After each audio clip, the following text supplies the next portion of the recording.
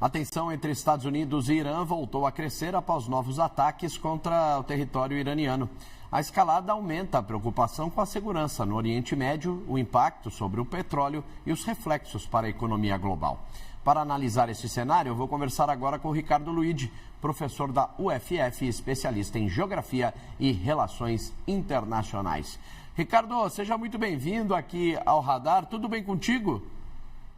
Tudo bem, Eric. É um prazer estar aqui com vocês. Infelizmente, tivemos esse fim do cessar-fogo e o recrudescimento do conflito, né? Verdade, o colapso, né, daquele memorando de entendimento. Agora, Ricardo, os Estados Unidos anunciam o bombardeio, atacam lá Teherã e logo vem também, citam aí a pausa, a suspensão dessa nova onda de ataques, né, de bombardeios. E aí você tem uma instabilidade tomando conta do mercado global. E aí eu te pergunto o seguinte, previsibilidade já não existe mais há algum tempo. Mas é melhor para o mercado, para o investidor, para os países trabalharem com um cenário já posto ou com esse stick-puxa de Donald Trump? Porque quando você tem um cenário, mesmo que seja de conflito, de guerra, você sabe como trabalhar. Agora, sem um cenário posto, é mais difícil ainda, né, Ricardo? É verdade, mas isso faz um pouco parte, né, do que tem sido a política externa do governo do Donald Trump, né? Nas suas atuações internacionais, o Donald Trump parece seguir bem essa lógica de um mercado estressado, a lógica de um mercado com alta volatilidade, porque a gente observa avanços e recuos nas medidas e que ele toma de forma intempestiva. Então, nesse caso, tudo bem, houve um ataque do Irã a navios comerciais. Isso também não era esperado. Mas o que fazer diante de um ataque desse tipo? Retaliar ou tentar uma nova forma de negociação? Devemos lembrar que o Irã ele ainda está se recuperando e ficou bastante desajustado desde que os ataques começaram. Então, não sabemos ao certo se esse ataque foi coordenado, o quanto o governo iraniano autorizou esse ataque. E aí, os Estados Unidos e o governo Donald Trump, eles acabam acrescentando ainda mais imprevisibilidade a um cenário de bastante imprevisibilidade já, que a gente sabe que pesa muito para os mercados internacionais, né? Ninguém consegue lidar com tanta imprevisibilidade. Quer dizer, alguns podem ganhar, né, nessa volatilidade, mas o problema é que essa volatilidade ela tem se tornado muito constante.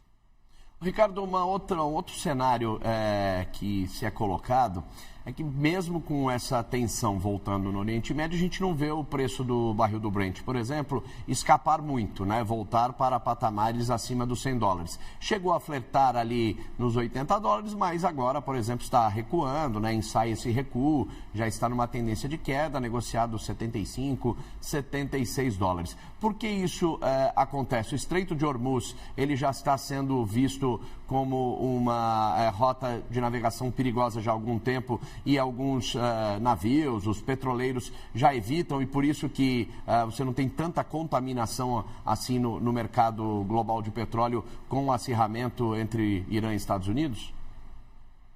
Podemos dizer que, infelizmente, esse conflito ele já está precificado e a própria atuação do governo americano também está precificada, né? Então, o Irã ele já não vinha conseguindo manter a sua produção de petróleo por conta do conflito, então já havia sido criadas alternativas em relação a isso, mas a gente sabe que isso não é sustentável no longo prazo, e isso vem criando problemas, embora os mercados consigam se ajustar, isso vem criando problemas para as populações em geral, né? Isso vem gerando inflação em muitos países, inclusive no Irã, nos Estados Unidos e no Brasil.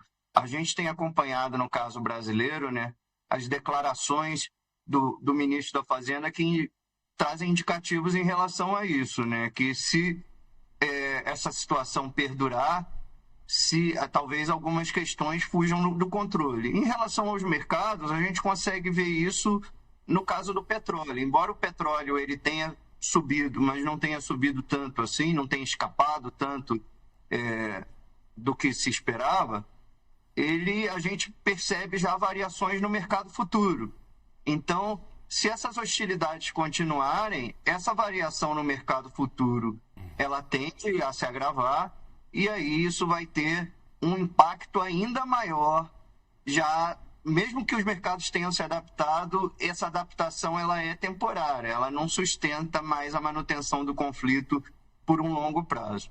Então, por esse motivo, eu acredito que tanto pelo lado dos Estados Unidos, quanto até mesmo pelo lado do Irã, haja o interesse em que esse conflito, mesmo que tenha voltado, não se mantenha por muito tempo, porque, volto a dizer, as populações têm sofrido isso, né? A gente vê a dificuldade do governo brasileiro de controlar a inflação. Imaginem só como estão o governo iraniano e o governo americano diretamente envolvidos no conflito.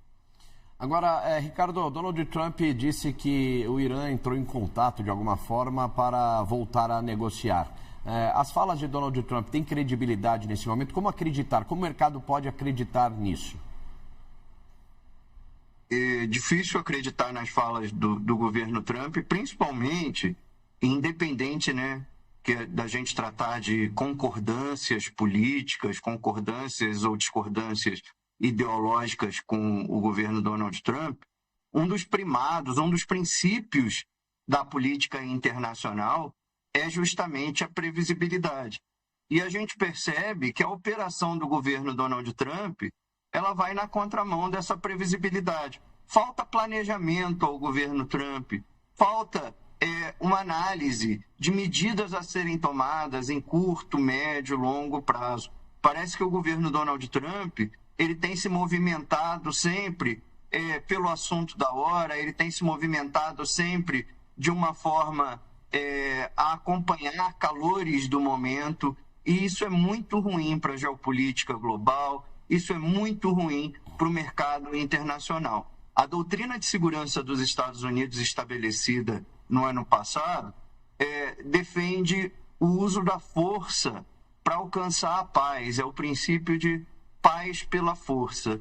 A gente continua esperando quando isso vai tender mais para a paz do que para a força, porque parece, pelo cenário que a gente vem acompanhando, que o governo Donald Trump tem preferido o uso da força, até por motivos econômicos, a gente sabe, né? É verdade. Professor Ricardo Luigi, queria muito agradecer a sua participação aqui no Radar, bom tê-lo conosco, um grande abraço e um ótimo fim de quinta-feira. Grande abraço, até a próxima, Eric. Obrigado. Até, eu que agradeço.